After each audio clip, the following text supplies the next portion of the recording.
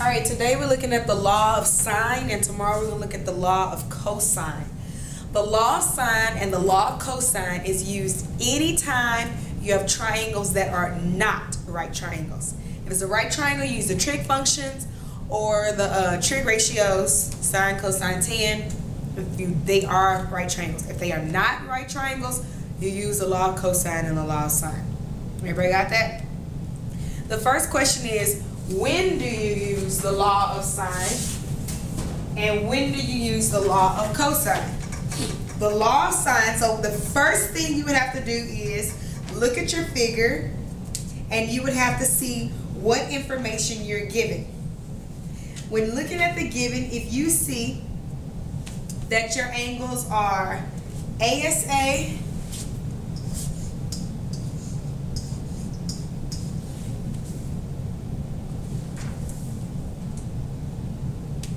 or angle side,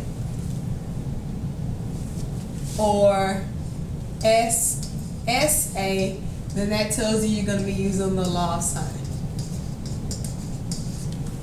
Got it? Just want to see if you can see it. No, you can't. All it says up there is just law of sine. Okay, I can't write above that. Alright, so if you look at your figure and you see, okay, I have two sides and an angle. I have an angle, side, and an angle, side. In that order, then that tells you that you're going to use the law of sine. Everybody got that? So let's look at the first, the equation for the law of sine is you take the sine of angle A, and it's proportional. So it's going to be over side A. It's equivalent to the sine of angle B over side B. And it's equal to the sine of angle C over C. So if I had a problem that told me to find the measurement of angle P, and I draw a picture, there's a triangle that's not a right triangle, and I have P, M, and Daisy, please report to the front office. Daisy, please report to the front office. 17 and 36 degrees. And it told me, find the measurement of angle P. That's my unknown. So when I first look at it, I say, okay, I have a side, and an angle. So side, angle, I know I'm using the law of sine. This is the law of sine. So with the law of sine, remember we're setting up a proportion, right? So our unknown is P. So sine of P is the unknown, and it's proportional with the side it matches up with. Remember, we always go straight across. So sine P over 10, that's what it matches up with. We are given 36 degrees, which is opposite of that one. So it's equal to sine 36, and it's all going to be sine because this is the law of sine, and 36 is opposite of 7, and so then you use cross multiplication to figure out your problem. So we cross multiply.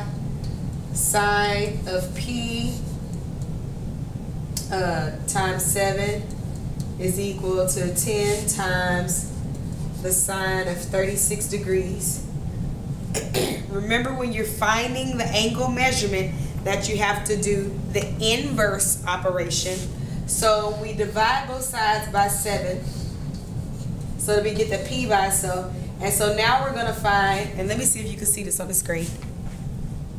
Oh yeah, you can. I'm going to scoot it over just a little bit. So now we're going to find the sine inverse of P, because we're looking for the angle measurement, and it's equal to all of that. So I'm going to get my calculator, and I'm going to type in 10 times sine 36 degrees. Make sure your calculator is in degree mode or use the degree symbol. And then I'm going to divide by 7. And then I'm going to do the sine inverse of that answer. And so when I do the sine inverse of the answer,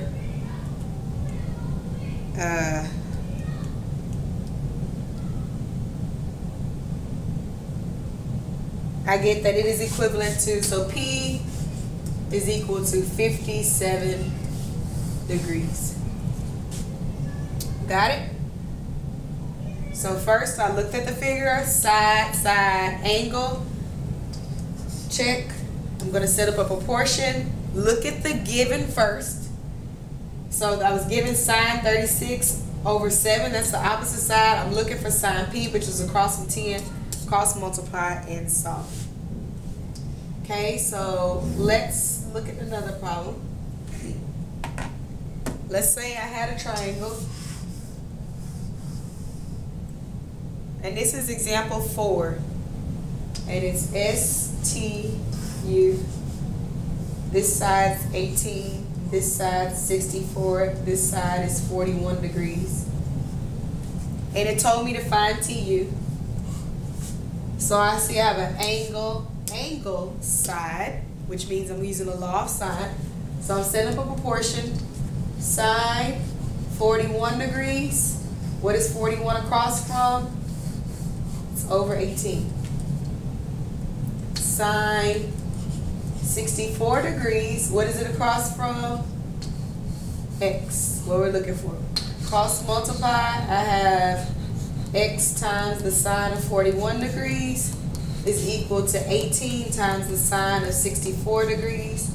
Divide both sides by sine 41. Divided by sine 41 degrees so that I can get X by itself. So X is equal to that. So I get my calculator. 18 times the sine of 64 degrees divided by sine 41 degrees. And so TU is equal to approximately 24. And what did it tell me to round to? Round to the nearest tenth. So then it's approximately 24.7.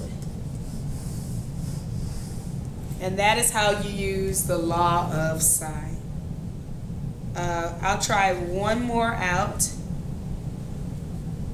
And if you look on the papers, guys, also I'm giving you the reteach.